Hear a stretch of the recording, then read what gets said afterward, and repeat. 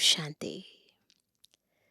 करन करावनहार ज्ञान का सागर शिव बाबा जब इस सृष्टि पर आते हैं तो हमें कर्म अकर्म विकर्म का सत्कर्म करने का सत्मार्ग सिखाते हैं। सृष्टि चक्र में हमने कैसे कर्म किए, क्योंकि कर्म क्षेत्र है और आत्मा कर्म इंद्रियों द्वारा कर्म कराती है, तो कब कब आत्मा ने कैसे इन कर्मेंद्रियों को यूज किया, हमसे भी ज्यादा बेहतर तरीके से बाबा हमें समझाते हैं। उसमें सही क्या है, गलत क्या है, कैसे गलत को सही करना है, कैसे विकर्मों को विनाश करना है, कैसे सत्कर्म करने हैं, कैसे अच्छे कर्मों से पुण्य का खाता जमा करना है। ये सारा राज बाबा आकर हमें समझाते हैं। आज की मुरली ये सारा राज बहुत गहराई से हमें बता रही है। सुनते हैं बाबा के मधुर महावाक्य। आज है 13 नवंबर 2024। बाबा के महावाक्य हैं, मीठे बच्चे सभी को पहले पहले अल्फ का पाठ पक्का कराओ। आप आत्मा भाई भाई है। पहला चैप्टर। हम कौन है? आत्मा है। किसके बच्चे हैं? परमात्मा के। प्रश्न है, किस एक बात में श्रीमत मनुष्य मत के बिल्कुल ही विपरीत है? ऐसे तो बहुत सारी बातें हैं, पर आज विशेष उत्तर है, मनुष्य मत कहती है हम मोक्ष में चले जाएंगे। श्रीमत कहती है यह ड्रामा अनादि अविनाशी है।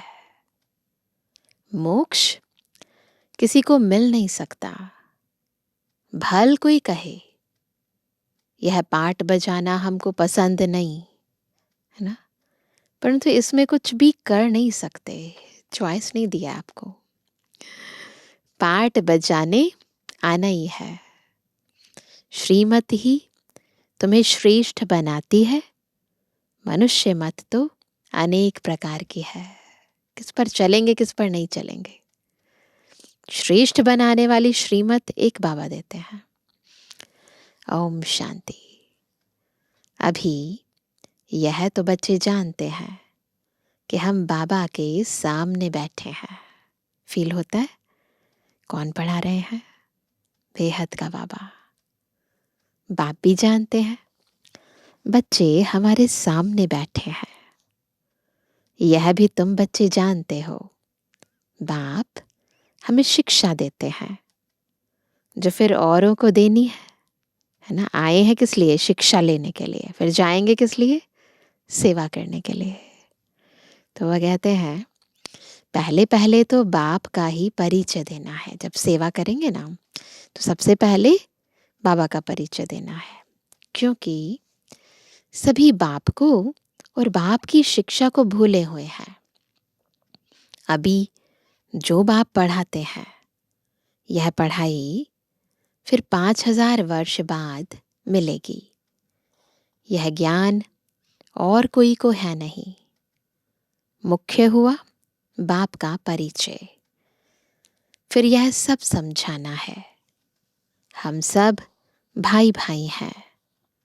सारी दुनिया की जो सभी आत्माएं हैं, सब आपस में भाई भाई हैं। सभी अपना मिला हुआ पाठ इस शरीर द्वारा बजाते हैं। अभी तो बाप आए हैं नई दुनिया में ले जाने के लिए, जिसको स्वर्ग कहा जाता है। परंतु अभी हम सब भाई पतित हैं, एक भी पावन नहीं। सभी पतितों को पावन बनाने वाला एक ही बाप है। यह है ही पतित विकारी रावण की दुनिया। रावण का अर्थ ही है 5 विकार स्त्री में, 5 विकार पुरुष में। बाप बहुत सिंपल रीति समझाते हैं। तुम भी ऐसे समझा सकते हो। तो पहले पहले यह समझाओ कि हम आत्माओं का वह बाप है, सभी ब्रदर्स हैं। तो पहला पाठ आत्मा, दूसरा परमात्मा। पूछो यह ठीक है? लिखो हम सब भाई भाई हैं। हमारा बाप भी एक है, तो लिखवाओ भी उनसे। हम सब सोल्स का वह है सुप्रीम सोल। उनको फादर कहा जाता है। यह पक्का बुद्धि में बिठाओ तो सर्वव्यापी आदि की किच्चड़ पट्टी निकल जाए। तो ये जो बुद्धि में बैठा है ना कि भगवान सब जगह है, ये सब निकल जाए। अल्फ पहले पढ़ाना है। बोलो यह पहले अच्छी रीति बैठ लिखो। आगे सर्वव्यापी कहता था, अब समझता हूं सर्वव्यापी नहीं है। तो लिखने से क्या होता है, पक्का हो जाता है। हम सब भाई भाई हैं, सब आत्माएं कहती हैं। गॉड फादर, परम पिता परमात्मा, अल्लाह। पहले तो यह निश्चय बिठाना है ना। एक तो है पक्का कराना, फिर है निश्चय बिठाना कि हम आत्मा है, परमात्मा नहीं है। न हमारे में परमात्मा व्यापक है, सभी में आत्मा व्यापक है। आत्मा शरीर के आधार से पाठ बजाती है, यह पक्का कराओ। तो बार बार आत्मिक स्थिति में टिकाने का। फिर आत्मा बाबा को याद कर रही है, उस परमात्मा की याद में टिकाने का अभ्यास कराना है। अच्छा, फिर वह बाप सृष्टि चक्र के आदि मध्य अंत का ज्ञान सुनाते हैं। उसके बाद आओ विस्तार में, ड्रामा में। बाप ही टीचर के रूप में बैठ समझाते हैं। लाखों वर्ष की तो बात नहीं। यह चक्र अनादि बना बनाया है। इक्वल कैसे है इसको जानना पड़े।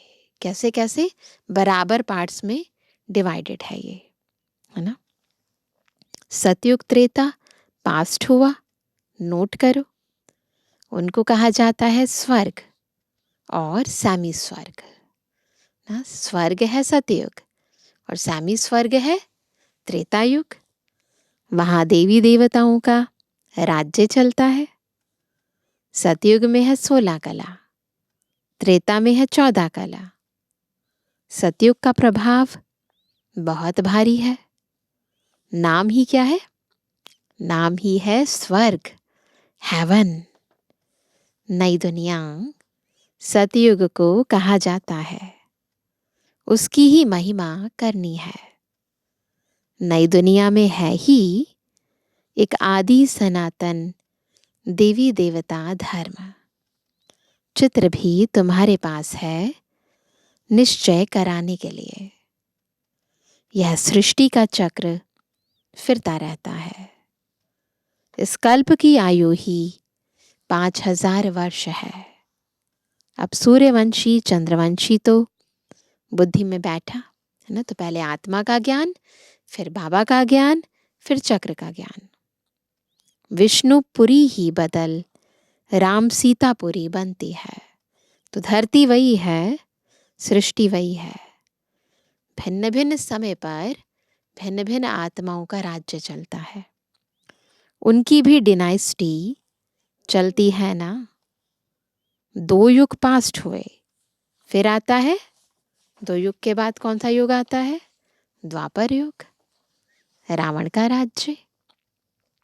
देवताएं वाम मार्ग में चले जाते हैं, तो विकार का सिस्टम बन जाता है। सतयुग त्रेता में सभी निर्विकारी रहते हैं।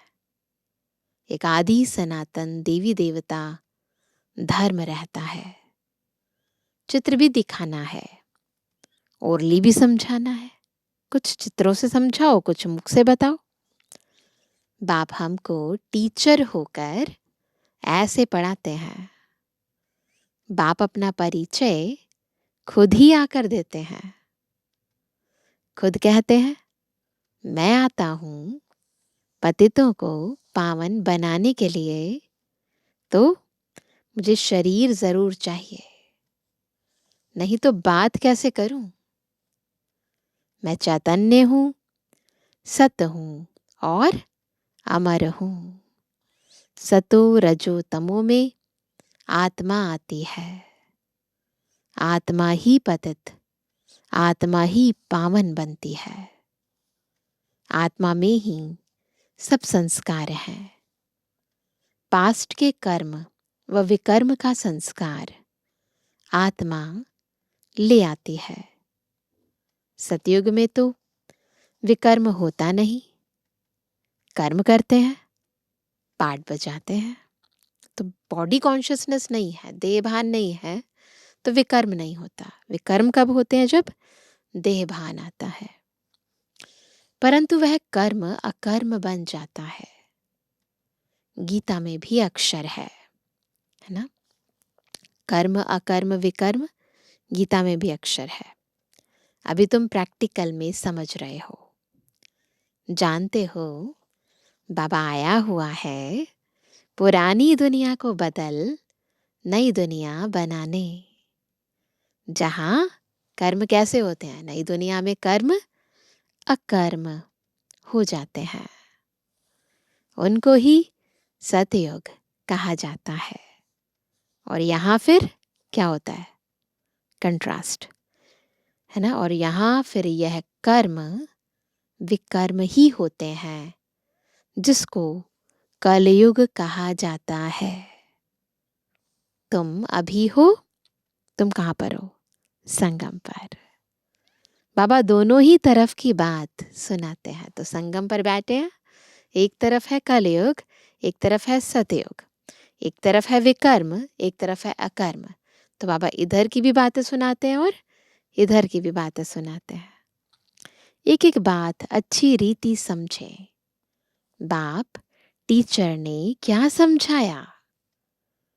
अच्छा, बाकी है गुरु का कर्तव्य। उनको बुलाया ही है कि आकर हम पतितों को पावन बनाओ। तो बाप भी बनते हैं और फिर टीचर भी बनते हैं और फिर पतित से पावन बनने के लिए गुरु भी बनाते हैं। आत्मा पावन बनती है, फिर शरीर भी पावन बनता है। जैसे सोना वैसे जेवर भी बनता है। जैसे बॉडी वैसी आत्मा की क्वालिटी भी बनती है। 24 कैरेट का सोना लेंगे और खाद नहीं डालेंगे तो जेवर भी ऐसा सतो प्रधान बनेगा। एलॉय डालते हैं तो सोने की वैल्यू कम हो जाती है। तो ऐसे ही अगर एलॉय नहीं होगी, 24 कैरेट सोना होगा, तो फिर बाबा कहते हैं फिर ऐसा ही सतो प्रधान जेवर बनेगा। एलॉय डालने से फिर तमो प्रधान बन पड़ता है, क्योंकि खाद पड़ती है ना, मिक्स हो जाते हैं। पहले भारत 24 कैरेट पक्के सोने की चिड़िया था। कहते हैं ना, भारत क्या था? सोने की चिड़िया था। अर्थात सतु प्रधान नई दुनिया थी। फिर अब तमो प्रधान है। पहले प्योर सोना है। नई दुनिया पवित्र, पुरानी दुनिया अपवित्र। खाद पड़ती जाती है। यह बाप ही समझाते हैं और कोई मनुष्य, गुरु लोग नहीं जानते। बुलाते हैं, आकर पावन बनाओ। सतगुरु का काम है वानप्रस्थ अवस्था में मनुष्यों को गृहस्थ से किनारा कराना। दुनिया में तो ऐसे ही करते हैं ना गुरु, तभी तो करते हैं। तो यह सारी नॉलेज ड्रामा प्लान अनुसार बाप ही आकर देते हैं। वह है मनुष्य सृष्टि का बीज रूप। वही सारे वृक्ष की नॉलेज समझाते हैं। शिव बाबा का नाम सदैव शिव ही है, इसलिए क्या कहते हैं, सदा शिव।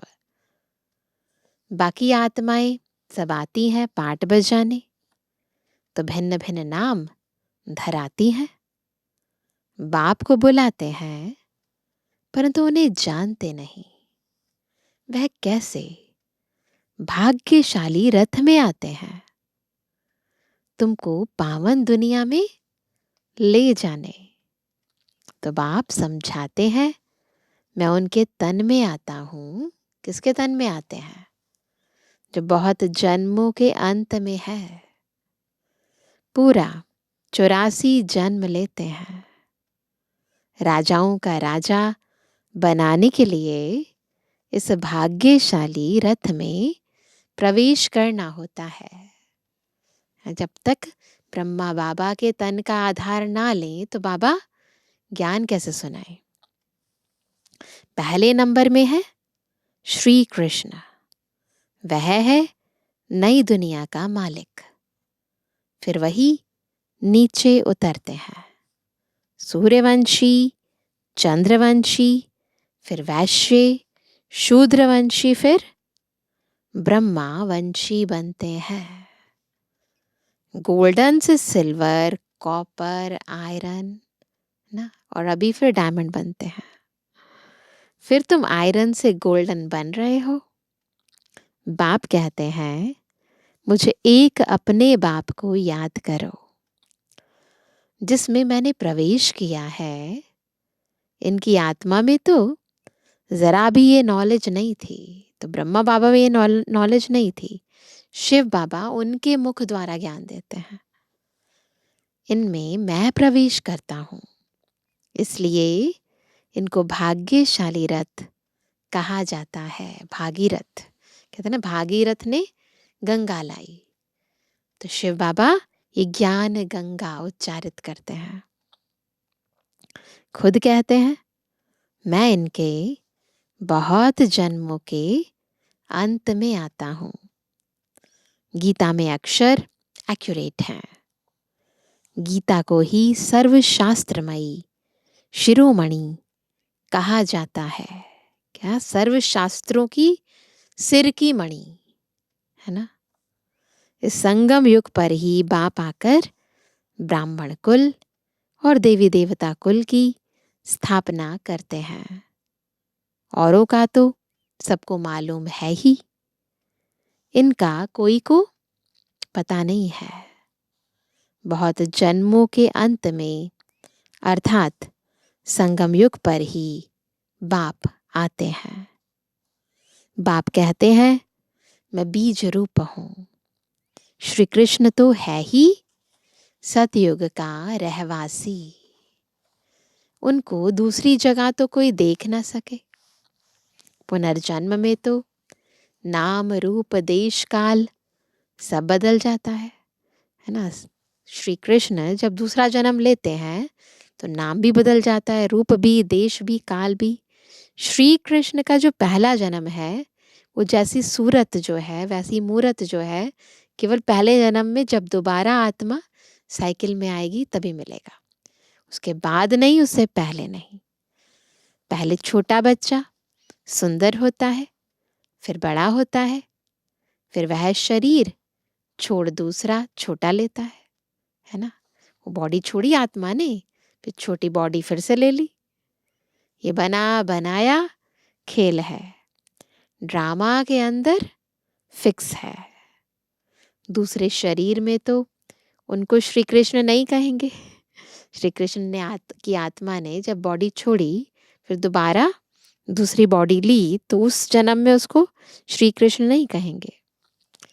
उस दूसरे शरीर पर नाम आदि फिर दूसरा पड़ेगा।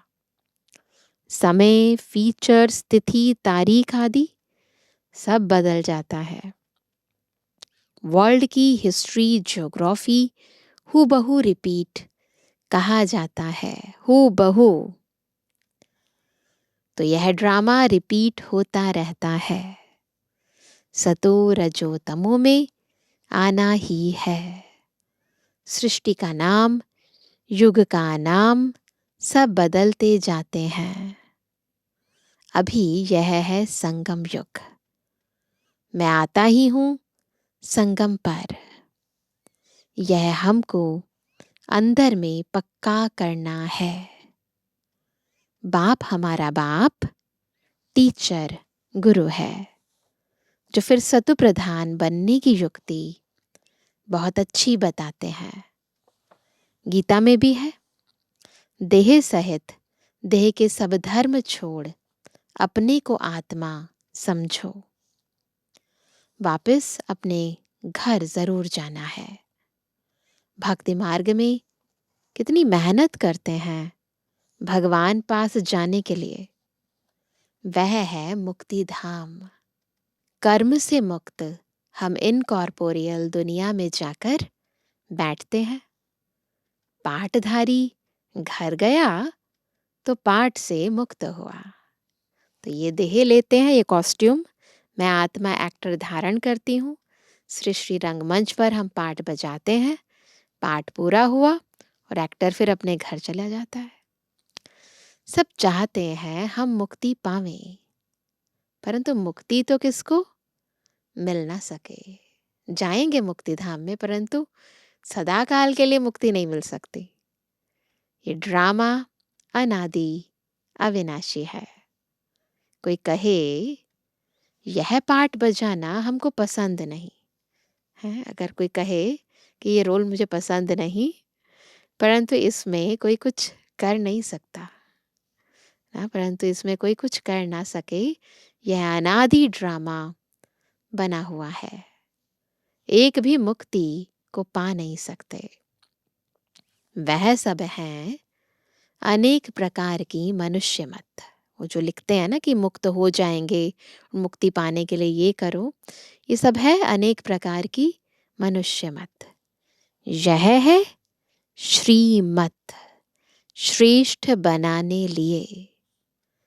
मनुष्य को श्रेष्ठ नहीं कहेंगे, मनुष्य पवित्र नहीं है ना। देवताओं को श्रेष्ठ कहा जाता है। आत्मा भी पवित्र है और शरीर भी पवित्र है। उन्हों के आगे सब नमन करते हैं, तो वह श्रेष्ठ ठहरे ना। पवित्रता के आगे ही मनुष्य आत्माएं झुकती हैं। तो क्यों नमन करते हैं? क्योंकि वो श्रेष्ठ है। परंतु यह भी किसको पता नहीं है। अभी तुम समझते हो कि 84 जन्म तो लेना ही है। श्री कृष्ण देवता है, वैकुंठ का प्रिंस। वह यहां कैसे आएगा?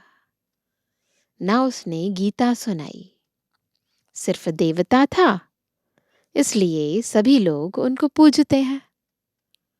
देवता है पावन, खुद पतित ठहरे तो पवित्रता के आगे नतमस्तक होते हैं। कहते भी हैं, मुझे निर्गुण हारे में कोई गुण नाही, आपे ही तरस परोई। आप हमको ऐसा बनाओ। क्या कहते हैं देवी देवताओं के आगे कि मैं निर्गुण हूं, मुझ में कोई गुण नहीं है, तो आप हम पर तरस करो, हमें ऐसा बना दो। शिव के आगे जाकर कहेंगे हमको मुक्ति दो। वह कभी जीवन मुक्त जीवन बंध में आते ही नहीं। शिव बाबा बाबा जीवन मुक्त में भी नहीं आते, सतयुग में भी नहीं आते और जीवन बंध में भी नहीं आते, है ना। न सतयुग में, न त्रेता में, न द्वापर में, न कलयुग में। तो बाबा वह कभी जीवन मुक्त जीवन बंध में आते ही नहीं, इसलिए उन्हें पुकारते हैं मुक्ति दो। जीवन मुक्ति भी वही देते हैं। अभी तुम समझते हो बाबा और मम्मा के हम सब बच्चे हैं, उनसे हमें अथाह धन मिलता है। मनुष्य तो बेसमझी से मांगनी करते रहते हैं। बेसमझ तो जरूर दुखी ही होंगे ना, है ना। बेसमझ जो है तो वो जरूर दुखी होंगे ना। अथाह दुख भोगने पड़ते हैं। तो यह सब बातें बच्चों की बुद्धि में रखनी है। तो ये सारी बातें हम बच्चों को बुद्धि में रखनी है। कर्म का, अकर्म का, विकर्म का सारा ज्ञान, है ना, सारे सृष्टि चक्र के आदि मध्य का अंत का ज्ञान हम बच्चों को अपनी बुद्धि में सदा काल के लिए रखना है। एक बेहद के बाप को न जानने कारण कितना आपस में लड़ते रहते हैं, ऑर्फन बन पड़े हैं। जिनका माता पिता नहीं होते ना, तो ऑर्फन हो जाते हैं। तो इसलिए बाबा कहते क्यों ऑर्फन बन पड़े हैं, है ना, तभी तो लड़ते झगड़ते हैं। अब उन ऑर्फन्स को हमें बाबा का परिचय देना है, उन्हें बताना है कि उनका सच्चा माता पिता कौन है। वह होते हैं हद के ऑर्फन्स। दुनिया में किसी के माता पिता नहीं होते ना, तो फिर उन्हें कहते हैं हद के ऑर्फन्स। परंतु यहाँ बेहद के माता पिता को जानते नहीं है तो सबके, तो उन्हें कहेंगे बेहद के ऑर्फन्स। तो ये है बेहद के ऑर्फन्स, है ना। बाप नई दुनिया स्थापन करते हैं। अभी है ही पतित आत्माओं की पतित दुनिया। पावन दुनिया सतयुग को कहा जाता है, पुरानी दुनिया कलयुग को। तो बुद्धि में यह सब बातें हैं ना। पुरानी दुनिया का विनाश हो जाएगा, फिर नई दुनिया में ट्रांसफर हो जाएंगे। अभी हम टेम्परेरी संगम युग पर खड़े हैं। पुरानी दुनिया से नई बन रही है। नई दुनिया का भी पता है। तुम्हारी बुद्धि अब नई दुनिया में जानी चाहिए। उठते बैठते यही बुद्धि में रहे कि हम पढ़ाई पढ़ रहे हैं, बाप हमको पढ़ाते हैं। स्टूडेंट को यह याद रहना चाहिए। फिर भी वह याद नंबरवार पुरुषार्थ अनुसार रहती है। बाप भी नंबरवार पुरुषार्थ अनुसार याद प्यार देते हैं। अच्छा पढ़ने वाले को टीचर जरूर प्यार जास्ती करेंगे। कितना अंतर पड़ जाता है, पढ़ाई में बड़ा अंतर पड़ जाता है। फिर बाबा से जो प्यार मिलता है उसमें भी अंतर पड़ जाता है। अब बाप तो समझाते रहते हैं, बच्चों को धारणा करनी है। एक बाप के सिवाय और कोई तरफ बुद्धि ना जाए, यह है विशेष पुरुषार्थ। बाप को याद नहीं करेंगे तो पाप कैसे कटेंगे। माया घड़ी घड़ी तुम्हारा बुद्धि योग तोड़ देगी। माया बहुत धोखा देती है। बाबा मिसाल देते हैं, भक्ति मार्ग में हम लक्ष्मी नारायण की बहुत पूजा करते थे। चित्र में भी देखा, ब्रह्मा बाबा ने चित्र में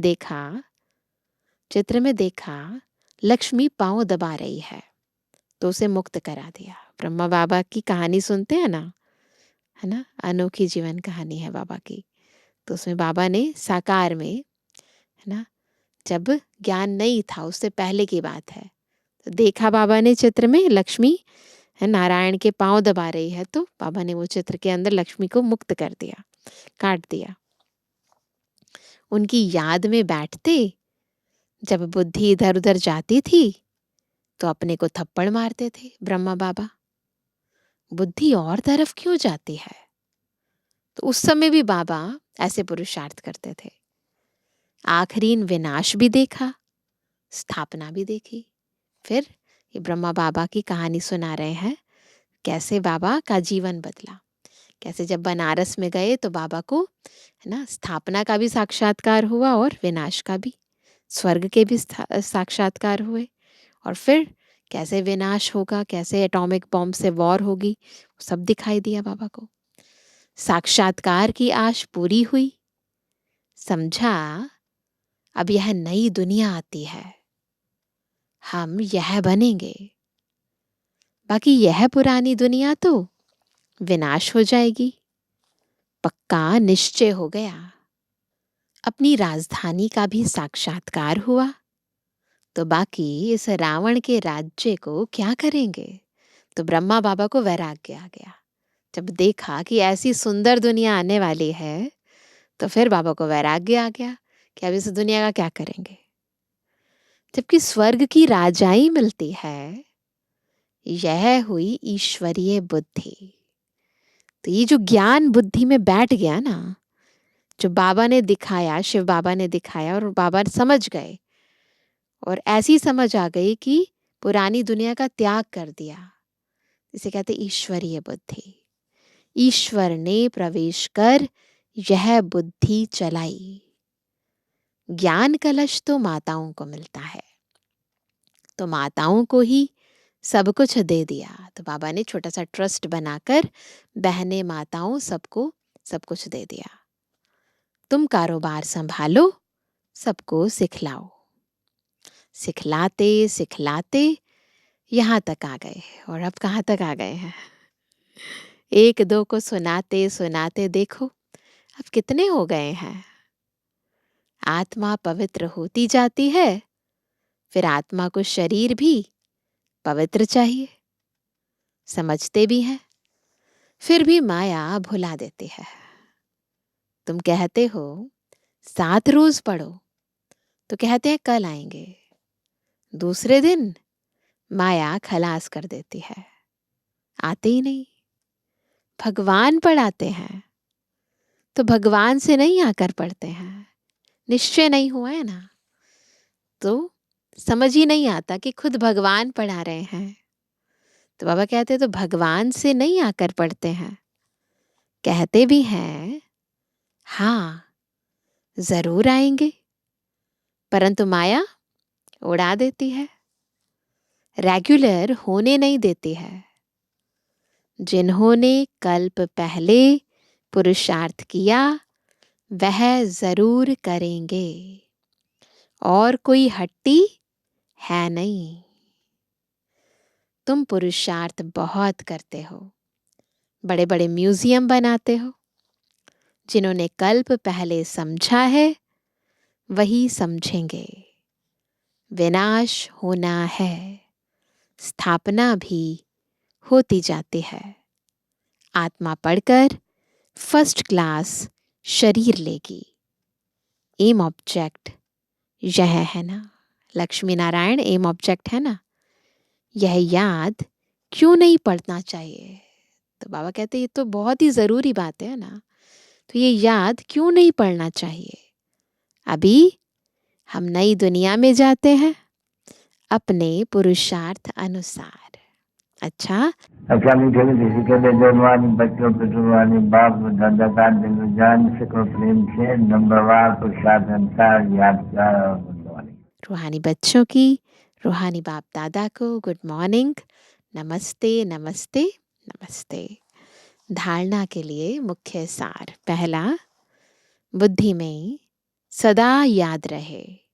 क्या याद रहे? कि अभी हम थोड़े समय के लिए संगम युग में बैठे हैं। पुरानी दुनिया विनाश होगी, तो हम नई दुनिया में ट्रांसफर हो जाएंगे।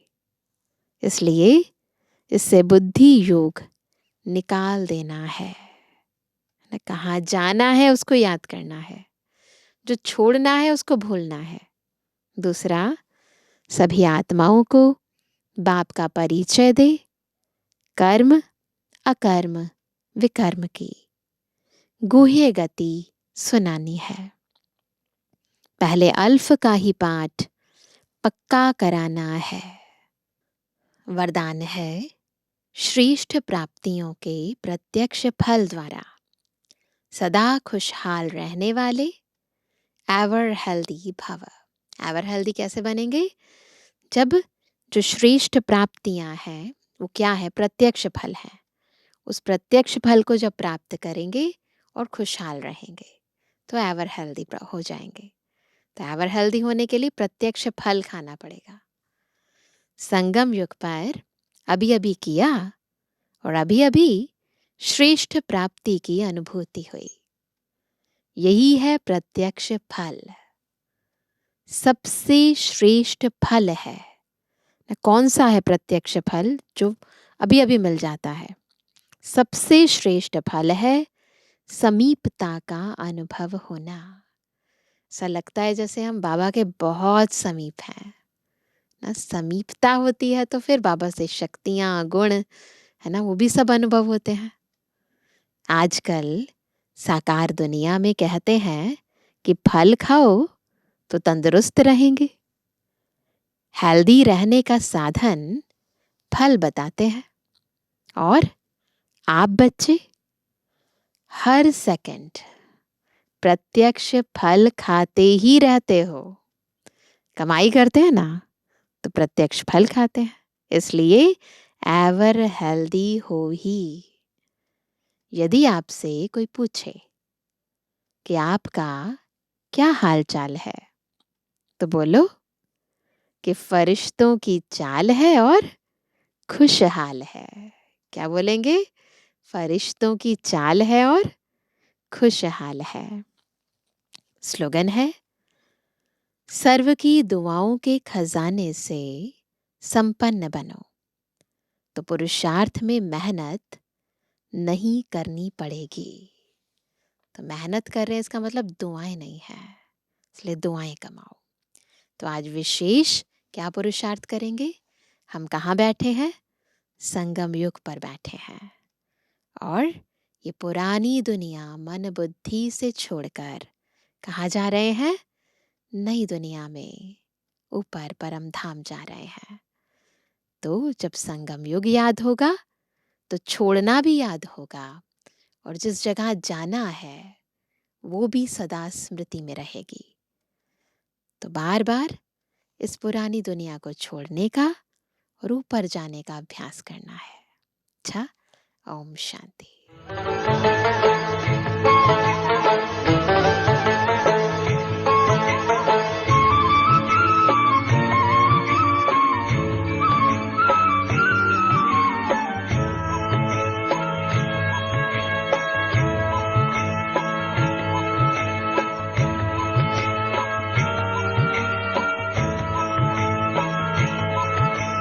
चलो मुसाफिर अपने घर,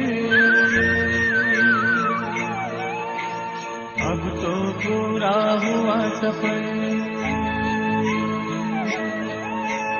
चलो मुसाफिर अपने घर, अब तो पूरा हुआ सफर। बुला रहा है वतन तुम्हारा, मुस्कुराए अब करो उधर। अब तो पूरा हुआ सफर। चलो मुसाफिर अपने घर, अब तो पूरा हुआ सफर।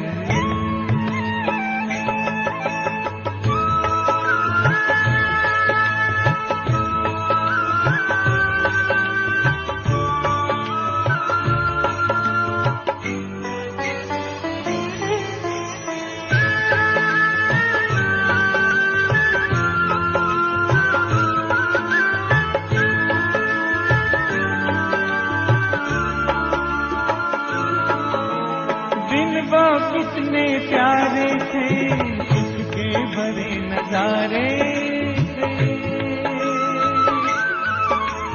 धरती अंबर चांद सितारे सारे हुए हमारे थे। कब आएंगे दिन फिर कर, याद आते हैं रह रह कर। पूरा हुआ सफर। चलो मुसाफिर अपने घर, अब तो पूरा हुआ सफर।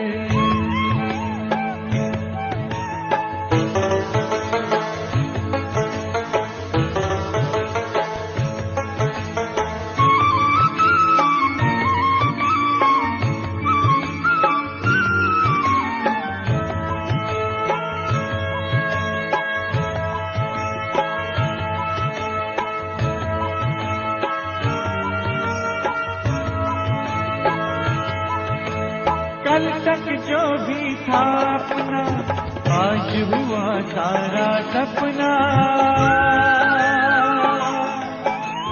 भूल गए निज घर की राह, पाए दुख ना जिसकी था।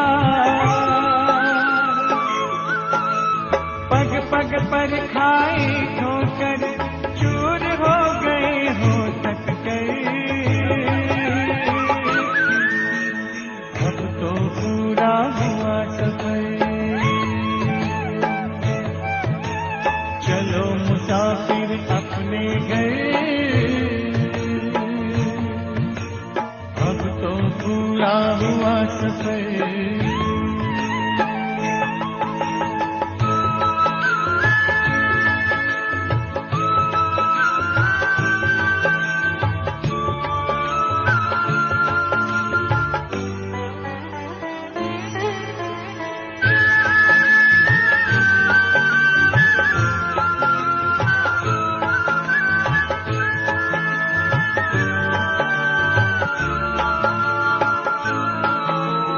परम पिता की बाहों में आओ प्रभु पनाहों में, राजयोग की राहों में शीतल शीतल छाओं में। अगर मगर की छोड़ डगर, नजर करो ना और किधर। तो पूरा हुआ सफर, चलो मुसाफिर अपने घर। अब तो पूरा हुआ सफर, चलो मुसाफिर अपने घर। अब तो पूरा हुआ सफर।